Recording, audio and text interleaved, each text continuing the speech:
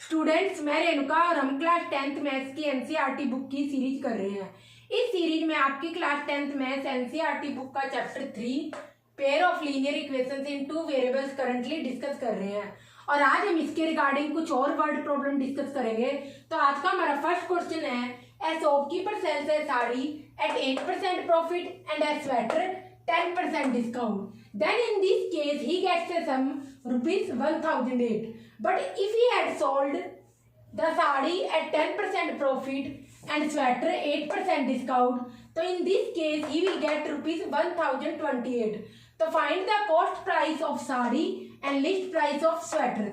तो इस क्वेश्चन को करने से पहले आपको बहुत सी टर्म्स पता होनी चाहिए, जैसे कि प्रॉफिट क्या होता है, देन डिस्काउंट क्या होता है, देन कॉस्ट प्राइस क्या होती है और देन लिस्ट प्राइस क्या होती है। ये सारी की सारी टर्म्स आपको यहाँ पर पता होनी चाहिए। तो फॉर एग्जांपल मैंने मार्केट से एक पेन परचेज किया, वो क्या होगी, उसकी कॉस्ट प्राइस होगी, सपोज कर लो 10 रुपीज था, और अपनी फ्रेंड को मैंने सेल कर दिया 12 रुपीज में, वो क्या होगी जिसमें मैंने सेल किया है, बेचा है, सेलिंग प्राइस।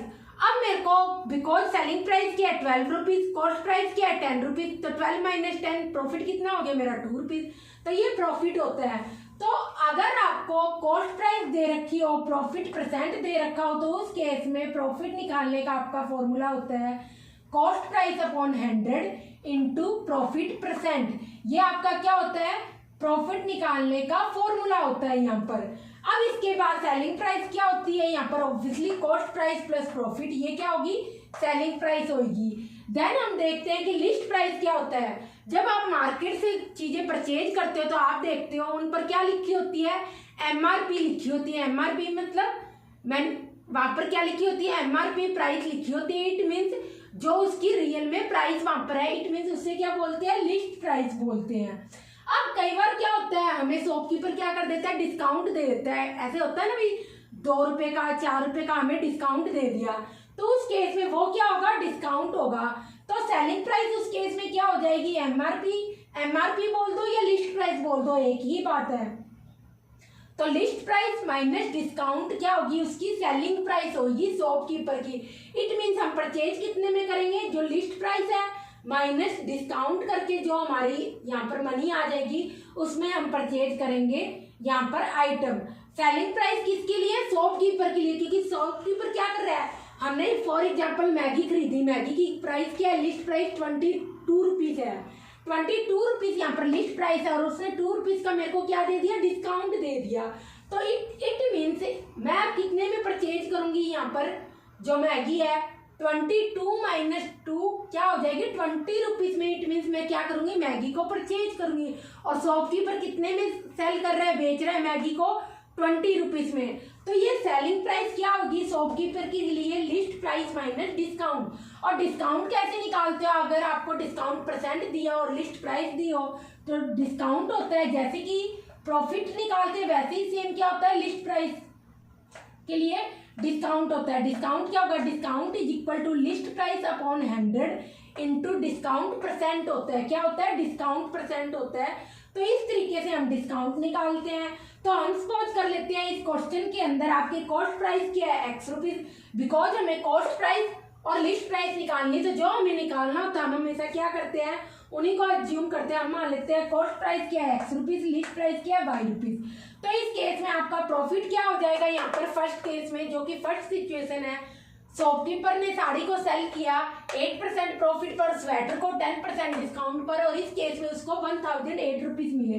तो यहाँ पर आप क्या देखोगे, प्रॉफिट क्या होगा, इज इक्वल टू, इस फॉर्मूले में पुट करने पर कॉस्ट प्राइस क्या थी आपकी x अपॉन 100 इंटू प्रॉफिट कितना दे रखा है 8%, तो ये क्या आ गया यहाँ पर 8 इज इक्वल टू क्या आ गया 8x अपॉन 100। ये आपके पास क्या आ गया, आपका प्रॉफिट आ गया। सेलिंग प्राइस क्या हो जाएगी, कॉस्ट प्राइस जो कि x है प्लस प्रॉफिट जो कि 8x अपॉन 100 है। तो कुल मिला के आपके पास सेलिंग प्राइस क्या आ गई, फर्स्ट केस में 1.08x किसकी, साड़ी की सेलिंग प्राइस आ गई यहाँ पर कितनी, 1.08x आपके पास साड़ी की सेलिंग प्राइस आ गई। अब जब हम यहाँ पर डिस्काउंट की बात करेंगे तो कि स्वेटर पे कितना डिस्काउंट दे रहा है, 10% का। तो लिस्ट प्राइस क्या है आपकी, ये देखो हमने मानी है वाई रुपीज। तो इट मीन्स एमआरपी आप नोट डाउन कर लो, लिस्ट प्राइस को एमआरपी भी कहते हैं, मे बी क्वेश्चन में एमआरपी आ जाए। तो MRP upon 100, list price upon 100, तो यहाँ पर लिस्ट प्राइस क्या है, वाई अपॉन 100, जो कि मैंने इस फॉर्मूले में रख दिया। और डिस्काउंट कितना है, 10% है, तो यहाँ पर क्या लिख दिया 10, तो डिस्काउंट क्या आ गया 10 वाई अपॉन 100। और इस केस में शॉपकीपर के लिए सेलिंग प्राइस क्या आ जाएगी, लिस्ट प्राइस जो कि वाई माइनस डिस्काउंट, हमेशा माइनस होगा ना, तो इसकी सेलिंग प्राइस आएगी, इतना का डिस्काउंट हमें दे रहा है वो, तो 10 वाई अपॉन 100। जब इसको सॉल्व करेंगे तो आपके पास स्वेटर की सेलिंग प्राइस क्या आ जाएगी शॉपकीपर के लिए, 0.90 वाई, ये आपके पास आ जाएगी। तो कुल मिलाकर आपको ये सारे पता होना चाहिए, प्रॉफिट क्या होता है, सेलिंग प्राइस क्या होता है, डिस्काउंट क्या होता है, सेलिंग प्राइस क्या होता है, ये सब कुछ क्या होना चाहिए, पता होना चाहिए। जब क्वाड्रेटिक इक्वेशन नेक्स्ट चैप्टर करेंगे तो उसमें भी इसी के रिगार्डिंग, कॉस्ट प्राइस के रिगार्डिंग बहुत अच्छा क्वेश्चन आया हुआ था, वो हम डिस्कस करेंगे। तो पहले ये कॉपी कर लो, फिर हम फर्दर क्वेश्चन को डिस्कस करेंगे यहाँ पर।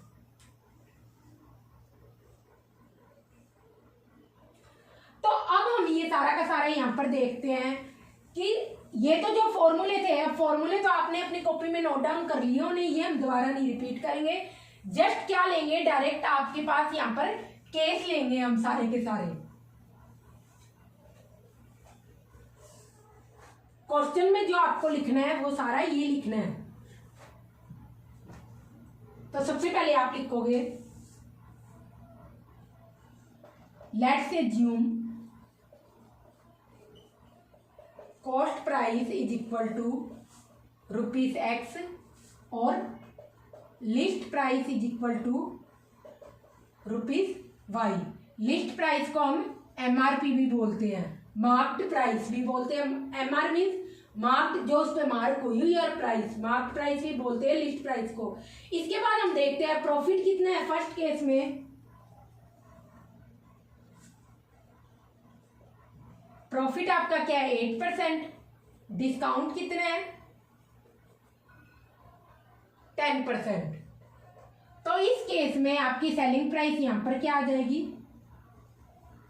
Selling price is equal to क्या आ जाएगी, अभी हमने निकाली थी, क्या होगी कॉस्ट प्राइस। कॉस्ट प्राइस क्या आपकी X प्लस प्रॉफिट क्या आ जाएगा यहां पर 8X अपॉन 100, तो कुल मिला के क्या आ गया 1.08X आपके पास सेलिंग प्राइस आ गई। इस केस में आपको सेलिंग प्राइस को एसपी भी लिख सकते हो, मैंने एसपी लिख दिया इज इक्वल टू। इस केस में जब डिस्काउंट 10% है तो इस केस में आपकी सेलिंग प्राइस क्या आ जाएगी, लिस्ट प्राइस क्या है Y माइनस का डिस्काउंट कितना दे रहा है 10% का, तो क्या आ जाएगा 10Y अपॉन 100, कुल मिला के 0.90Y आपके पास क्या आ गई। सेकेंड केस में सेलिंग प्राइस आ गई, तो ये क्या होगी एसपी होगी साड़ी की, और यहाँ पर एसपी क्या आ गई, ये स्वेटर की एसपी आ गई। लिखना है तो लिख लो स्वेटर और साड़ी, अदरवाइज ऐसे भी ठीक है। तो अब आपके पास फर्स्ट इक्वेशन यहाँ पर क्या बनेगी, टोटल कितनी मनी मिल रही है उसको 1008, तो इट मीन्स 1.08X, साड़ी को बेचकर उसको मनी मिल रही है 1.08X, और स्वेटर को बेचकर मिल रही है 0.90Y, 0.90Y होगा, 90Y नहीं बोलेंगे, 1.08X plus 0.90Y is equal to 1008। ये क्या होगी आपके पास फर्स्ट इक्वेशन होगी।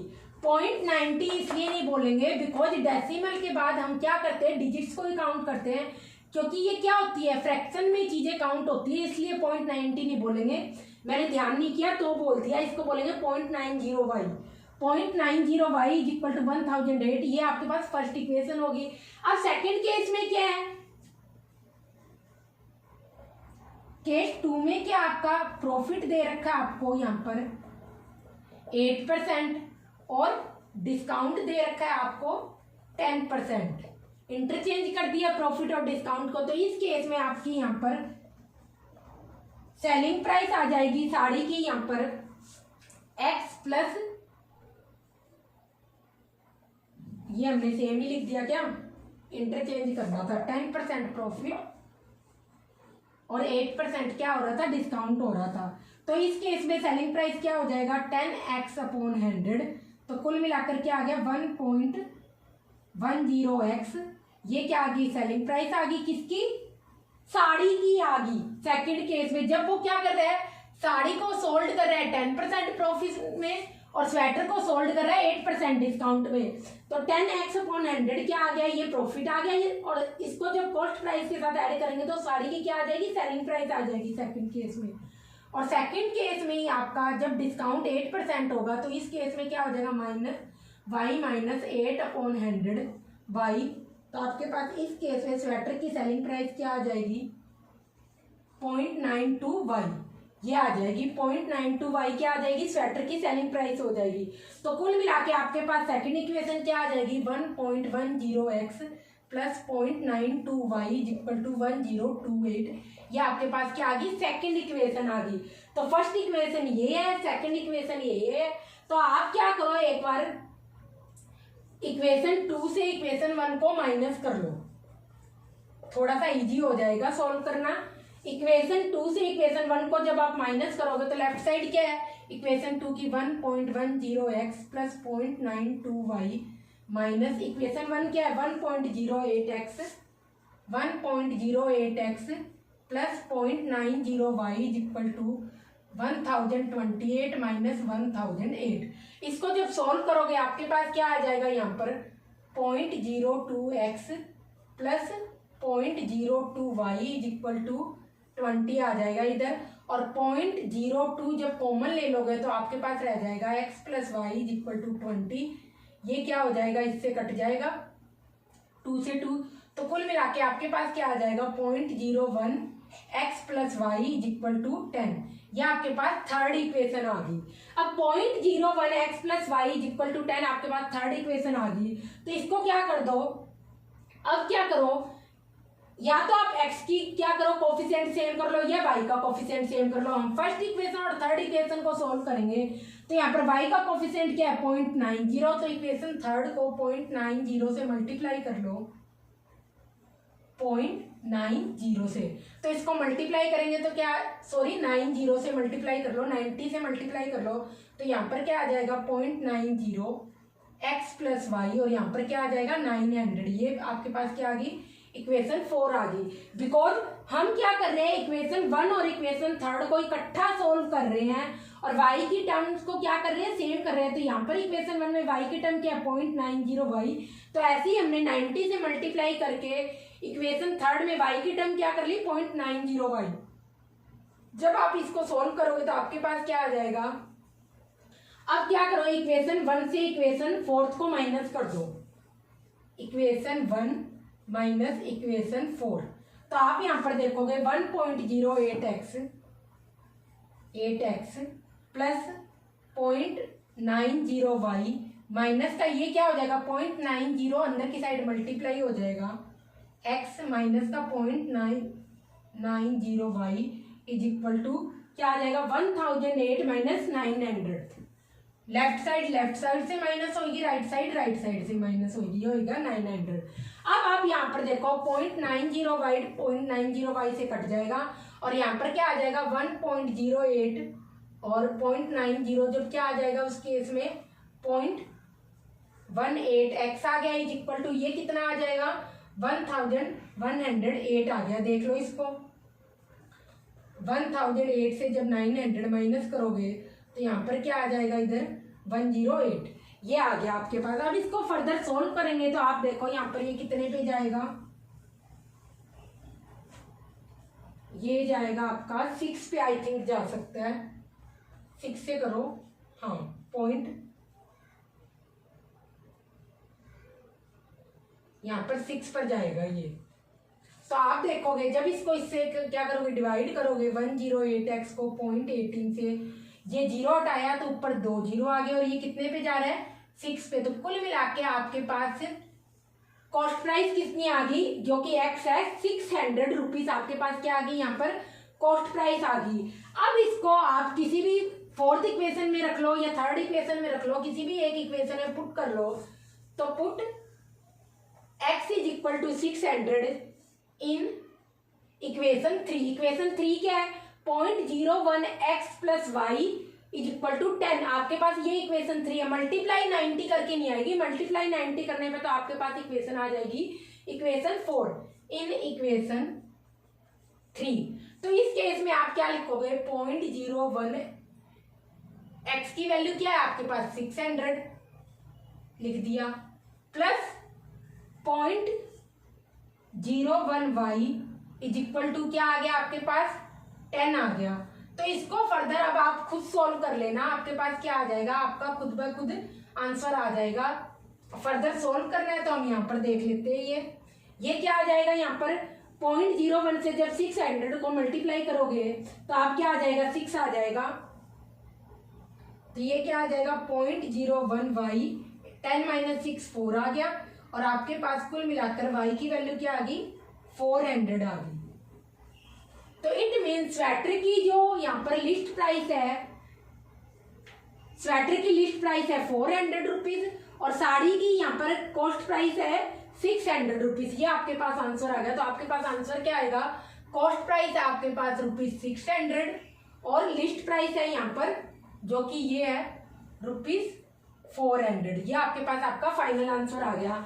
अब यहाँ पर इक्वेशन को ऐड इसलिए किया था ताकि हमें क्या हो, इजी हो जाए इक्वेशन। देखो इजी होने, हमने जब इन दोनों को माइनस कर दिया, जब इक्वेशन 2 से इक्वेशन 1 को माइनस किया था तो उस केस में हमें इजी लीनियर इक्वेशन मिल गई, और अब ये डायरेक्ट सॉल्व हो रही है इक्वेशन 1 और 4 एक दूसरे के साथ, इसलिए हमने यहाँ पर माइनस किया था इक्वेशन को इजी करने के लिए। वरना अदरवाइज अगर आप मल्टीप्लाई करते, देखो यहाँ पर x और y दोनों की टर्म्स डिफरेंट है, और यहाँ पर भी क्या x और y दोनों की टर्म डिफरेंट है। इतने बड़े बड़े नंबर से अगर आप मल्टीप्लाई करके इनके कोफिशिएंट्स को सेम करते तो क्वेश्चन बहुत लंबा खींच जाता। तो इसलिए मैंने क्या किया, इक्वेशन 2 से इक्वेशन 1 को एक बार माइनस कर लिया, फिर जो इक्वेशन है इसको 90 से मल्टीप्लाई करके इक्वेशन 1 के साथ कंबाइन करके यहाँ पे फर्दर सॉल्व करने पर हमें क्या मिल गई, x और y की वैल्यू मिल गई। कॉपी कर लो, फिर नेक्स्ट क्वेश्चन देखते हैं इसके बाद।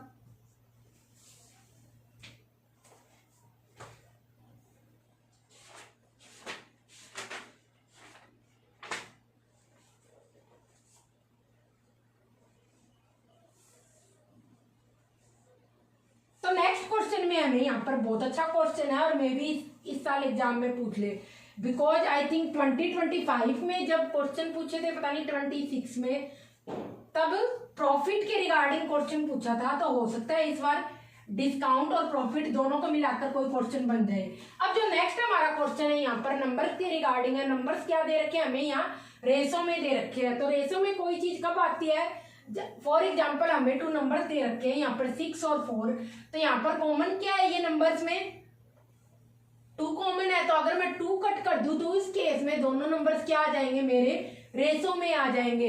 किस रेशो में होंगे, 3:2। तो रेशो का मीनिंग होता है कि आपकी कोई ना कोई चीज जो उनमें कॉमन थी वो वहां पर कट कर दी गई। तो क्वेश्चन लिखो नेक्स्ट,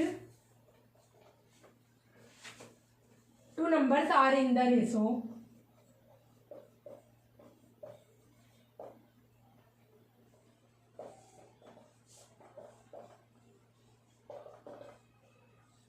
5:6. If 8 is subtracted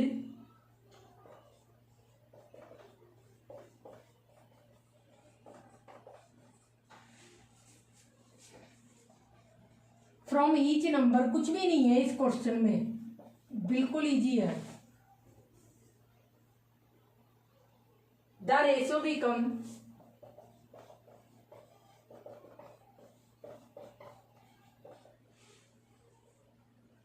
4:5। तो ऑब्वियसली आपको क्या निकालने हैं यहाँ पर, नंबर। ट्राई करो, फिर हम देखते हैं ये क्वेश्चन।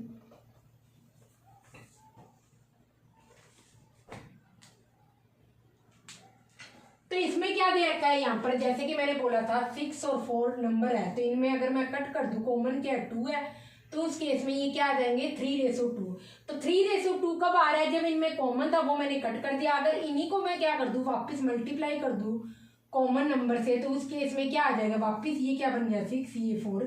तो इट मीन्स कॉमन है, इट मीन्स कुछ ना कुछ जो रेशो में, इट मीन्स कुछ ना कुछ जो कॉमन है इनमें क्या हुआ है, कट किया हुआ है। तो यही इसका मीनिंग होता है। तो ऐसे ही इसलिए हम यहाँ पर मान लेते हैं, हमें 2 नंबर्स यहाँ पर रेशो में दे रखे हैं 5:6। तो हम एज्यूम कर लेते हैं, लेट अस एज्यूम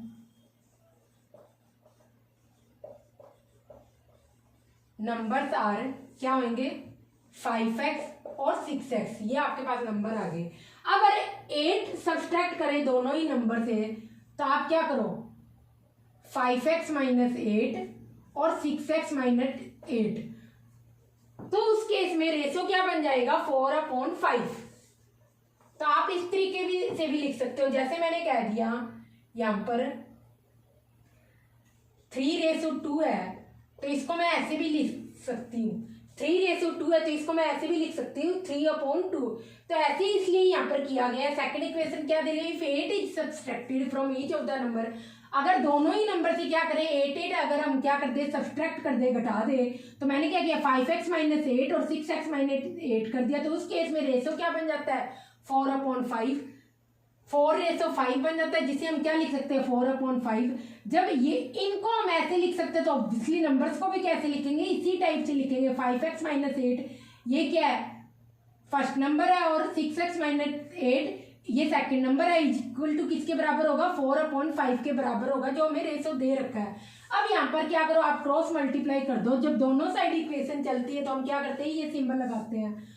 तो 5 को 5x माइनस 8 से मल्टीप्लाई, क्रॉस मल्टीप्लाई मीन इस पूरी वैल्यू को इससे मल्टीप्लाई करो और इस पूरी वैल्यू को 4 से मल्टीप्लाई करो। 6x माइनस 8 तो ये आ जाएगा 25 को अंदर मल्टीप्लाई कर दो, 25x माइनस 40 और ये 24x माइनस का 32 ये आ गया। और इसको फर्दर सोल्व करेंगे तो 24x को क्या करेंगे, लेफ्ट साइड ले आएंगे और 40 को राइट साइड लाएंगे तो क्या हो जाएगा, प्लस का हो जाएगा, क्योंकि जब साइड चेंज होती है तो टर्म क्या हो जाती है, साइड चेंज होती है तो टर्म्स का साइन भी चेंज हो जाता है। तो यहाँ पर क्या था -40 था, राइट साइड जाके क्या हो गया प्लस का 40, यहाँ पर प्लस का 24x था, लेफ्ट साइड आकर क्या हो गया माइनस का 24x आ गया, यहाँ से यहाँ लिख दिया। तो x की वैल्यू आ गई 8, तो ऑब्वियसली आपके पास नंबर्स क्या आ गए, यहाँ पर नंबर्स क्या थे हमारे 5x और 6x, तो x से मल्टीप्लाई कर दो 5 × 8 6 × 8, तो आपके पास नंबर क्या आ गए 40 और 48, ये आपके पास नंबर हो गए। कुछ भी नहीं था इस क्वेश्चन में, बट क्वेश्चन बहुत अच्छा है, कॉपी कर लो। फिर नेक्स्ट क्वेश्चन देखते हैं इसी के बाद। तो इसके बाद जो हमारा नेक्स्ट क्वेश्चन है, कॉपी कर लो पहले। नेक्स्ट क्वेश्चन में देखोगे आप, यहाँ पर दे रखा है कि कुछ स्टूडेंट्स हैं एग्जामिनेशन हॉल्स में, तो ना उसमें क्या करते हैं 2 हॉल है वहां पर, एक ए और एक बी। कभी ए से बच्चे बी में चले जाते हैं, तो फर्स्ट केस ये दे रखा है, उसमें एक इक्वेशन क्रिएट होती है, और सेकंड केस में बच्चे बी से ए में आ जाते हैं और वहां पर क्या होती है सेकंड केस बन जाता है और वहां पर सेकंड लीनियर इक्वेशन बन जाती है। और मैं कहूंगी ये मोस्ट इंपॉर्टेंट क्वेश्चन है, बहुत अच्छा क्वेश्चन है। तो क्वेश्चन लिखो यहाँ पर, there are to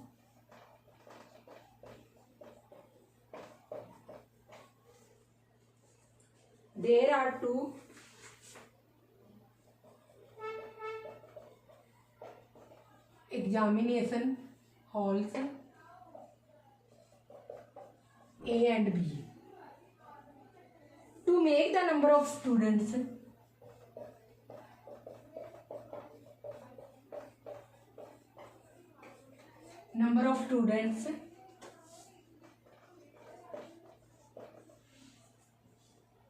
equal in each hall, क्या कर रहे हैं इस केस में हम इक्वल कर रहे हैं दोनों हॉल में। 10 students are Saint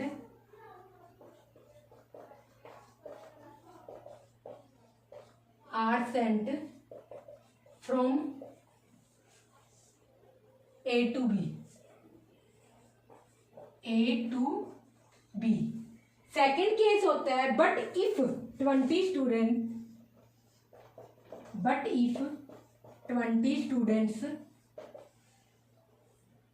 are sent from B to A,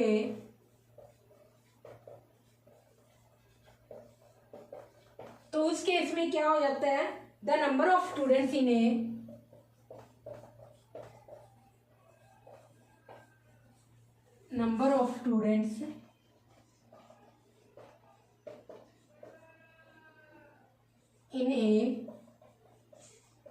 becomes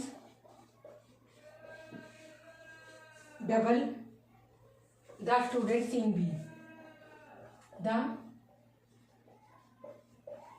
number of students in B. तो ऑब्वियसली आपको क्या निकालना है, find number of students in two hall. ये आपको फाइंड करना है, कुछ भी नहीं है, क्वेश्चन बहुत बड़ा है बट रियल में क्या है, सॉल्व करोगे तो इस क्वेश्चन में कुछ भी नहीं है। तो इसमें आप देखोगे टू एग्जामिनेशन हॉल में स्टूडेंट बैठे हुए हैं ए और बी में, और make the number of equal student in both of the examination hall. तो क्या करते हैं, 10 स्टूडेंट्स यहाँ प्रेजेंट कर देते हैं ए से बी में, 10 स्टूडेंट को ए से बी हॉल में भेज देते हैं, और इस केस में क्या होता है, दोनों में बच्चे बराबर हो जाते हैं। सेकंड केस में क्या करते हैं, अगर 20 स्टूडेंट्स बी से ए में भेज देते हैं तो उस केस में क्या हो जाता है, जो नंबर ऑफ स्टूडेंट्स है ना ए में क्या हो जाते हैं, यहाँ पर डबल हो जाते हैं बी के। तो ये सेकंड सिचुएशन है। तो ऑब्वियसली फर्स्ट सिचुएशन से आप फर्स्टली क्या मान लो, लेट एज्यूम क्या करोगे, जो हमसे पूछा है नंबर ऑफ स्टूडेंट, नंबर को आप एनो लगा के डॉट लगा के भी लिख सकते हो, students in A and B is equal to क्या आ जाएगा, ए और बी में कितने स्टूडेंट है, ए में हम मान लेते हैं एक्स है और बी में क्या मान लेते हैं वाई स्टूडेंट्स है रिस्पेक्टिवली है। Let us assume number of students in A and B, A में कितने एक्स है, बी में कितने वाई है, ये ए में है, ये वाई में बी में है, वाई है। उसके बाद फर्स्ट इक्वेशन क्या दे रखी है, अगर ए से बी में 10 स्टूडेंट्स को भेज दे, ए में कितने एक्स स्टूडेंट्स है उससे 10 माइनस कर दे, बी में क्या करते हैं, अगर ये ए से बी में 10 स्टूडेंट जा रहे हैं तो ए में कितने स्टूडेंट थे एक्स, बी में कितने थे वाई, तो ए में 10 स्टूडेंट कम करेंगे तो -10 कर दिया, और बी में क्या करेंगे ऐड कर देंगे। उस केस में दोनों हॉल में क्या हो जाते हैं, नंबर ऑफ स्टूडेंट्स इक्वल हो जाते हैं। तो हमने यही किया। तो फर्स्ट इक्वेशन हमारी क्या बन गई, x minus y is equal to, कैसे, y को इधर ले आई लेफ्ट साइड तो ये माइनस का होगा, और -10 को जब उधर की साइड लेके जाएंगे तो यहाँ पर क्या हो जाएगा, प्लस का 20 हो जाएगा 10, और ये प्लस का 10 क्या हो जाएगा 20। ये फर्स्ट इक्वेशन होगी।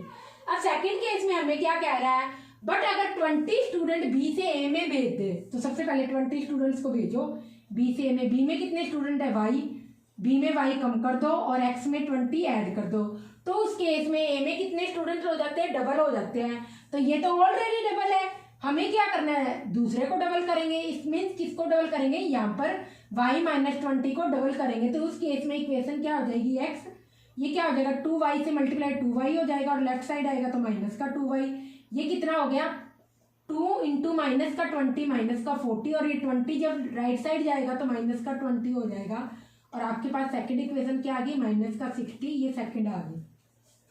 अब आप क्या करो, फर्स्ट इक्वेशन से सेकंड इक्वेशन को अगर माइनस कर दो, equation 1 minus equation 2, first equation के x minus y is equal to 20, second equation के x minus 2y is equal to -60, इससे माइनस कर दो तो लेफ्ट साइड क्या है फर्स्ट इक्वेशन की, यहाँ पर x minus 2y 20 minus minus का 60।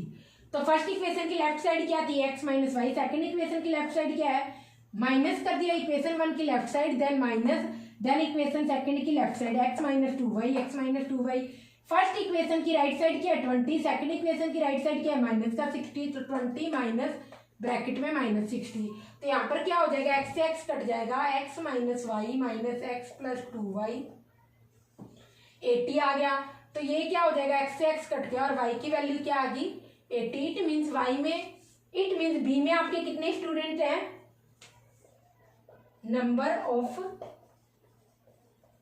स्टूडेंट्स इन बी कितने हैं, y होंगे जो कि 80 है। अब ये क्या कर दो, पुट कर दो किसी भी एक इक्वेशन में, यहाँ पर आप कर दो put y is equal to 80 in equation 1 में पुट करोगे तो इक्वेशन 1 क्या आपकी x minus y is equal to 20, x minus y is equal to 20, तो y की वैल्यू क्या है 20 है ना इधर, तो y की वैल्यू क्या है 80 इज इक्वल टू 20। तो कुल मिलाकर यहाँ पर आपकी x की वैल्यू क्या आ गई 100, क्या आ गई 100 आ जाएगी। इट मीन्स यहाँ पर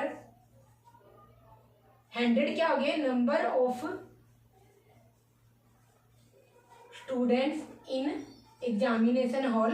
ए में कितने हो गए 100 स्टूडेंट, तो कितने नंबर ऑफ स्टूडेंट्स आ जाएंगे ए में आएंगे यहाँ पर आपके 100 स्टूडेंट्स और बी में कितने आएंगे 80 स्टूडेंट। स्टूडेंट को आप ST भी लिख सकते हो। तो ये आपके पास आपका फाइनल आंसर हो गया। कॉपी कर लो, फिर नेक्स्ट क्वेश्चन देखते हैं। बहुत अच्छा क्वेश्चन है ये भी।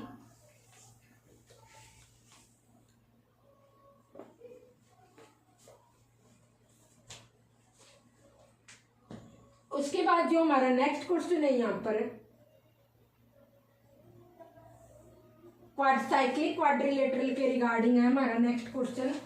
तो हमने लास्ट वीडियो देखी थी, इससे पहले की वीडियो में मैंने आपको ये क्वेश्चन दिया था और आज हम इस क्वेश्चन को यहाँ पर डिस्कस करेंगे। सबसे पहले क्वाड्रिलेटरल क्या होता है, क्वाड क्या होता है 4। तो इट मीन्स क्वाड्रिलेटरल जिस पॉलीगन की 4 साइड्स हो वो सारे के सारे क्या होंगे क्वाड्रिलेटरल होंगे। जैसे कि पैरेललोग्राम हो गया, रेक्टेंगल हो गया, रोम्बस हो गया, ये सारे के सारे क्या होंगे क्वाड्रिलेटरल होंगे। अब साइक्लिक क्वाड्रिलेटरल क्या होता है, जब किसी सर्कल के अंदर हम क्वाड्रिलेटरल ड्रॉ कर देते हैं तो हम उसे बोलते हैं साइक्लिक क्वाड्रिलेटरल।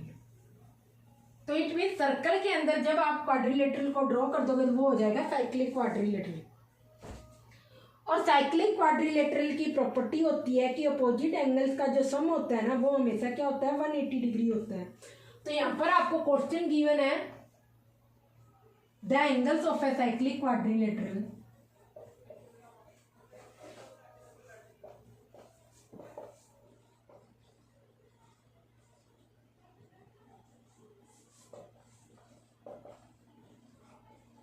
आर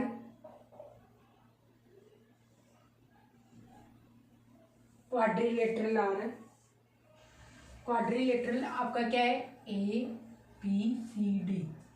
इसमें एंगल ए दे रखा आपका 6x + 10 डिग्री। एंगल बी दे रखा है यहाँ पर आपको 5x डिग्री, क्योंकि एंगल हमेशा डिग्री में लिखे जाते हैं। एंगल सी दे रखा है x + y डिग्री और एंगल डी दे रखा है 3y - 10 डिग्री। 3y - 10 डिग्री ये आपके पास आंसर है। तो ऑब्वियसली आपको क्या निकालना है यहाँ पर फाइंड x और y आपको फाइंड करनी है। ट्राई करो इस क्वेश्चन को, फिर हम देखते हैं। यहाँ पर एंगल ए है आपका 6x + 10 डिग्री, एंगल बी है 5x डिग्री, एंगल सी है x + y डिग्री और एंगल डी है 3y - 10 डिग्री। ये आपके पास है यहाँ पर। तो सबसे पहले ये आपको क्वेश्चन गिवन है, तो सबसे पहले आप यहाँ पर डायग्राम ड्रॉ करो तो बेटर होगा। ये क्या हो गया सर्कल और इसके अंदर क्या करा, एक हमने क्या कर लिया क्वाड्रिलेटरल ड्रॉ कर लिया जो कि ये है ABCD। अब ये क्या है 1 2 3 4 साइड्स है और सर्कल के अंदर ड्रॉ है, तो ये क्या हुआ एक साइक्लिक क्वाड्रिलेटरल होगा आपका। तो ये साइक्लिक एंगल ए क्या दे रखा है यहाँ पर आपको 6x + 10 degree, 6x + 10 degree. Angle B क्या दे रखा है 5x डिग्री। एंगल सी क्या दे रखा है यहाँ पर x + y डिग्री और एंगल डी क्या दे रखा है यहाँ पर 3y - 10 डिग्री ये दे रखा है। तो साइक्लिक क्वाड्रिलेटरल की प्रॉपर्टी क्या होती है by the property of cyclic quadrilateral. Cyclic quadrilateral क्या होगा जब क्वाड्रिलेटरल क्या है इस सर्कल के अंदर ड्रॉ किया हुआ है ABCD क्या होगा एक साइक्लिक क्वाड्रिलेटरल होगा। तो क्या होगा angle A + angle C = 180 degree होगा। और ऐसे ही अपोजिट एंगल्स का सम क्या होता है साइक्लिक क्वाड्रिलेटरल में 180 डिग्री होता है। तो एंगल A एंगल C के अपोजिट है तो A + C क्या हो जाएगा 180 डिग्री। ऐसे ही क्या होगा एंगल B के अपोजिट क्या एंगल D, इनका भी सम क्या होगा 180 डिग्री होगा। तो सबसे पहले हम यहाँ पर देखते हैं एंगल A क्या है आपका 6x + 10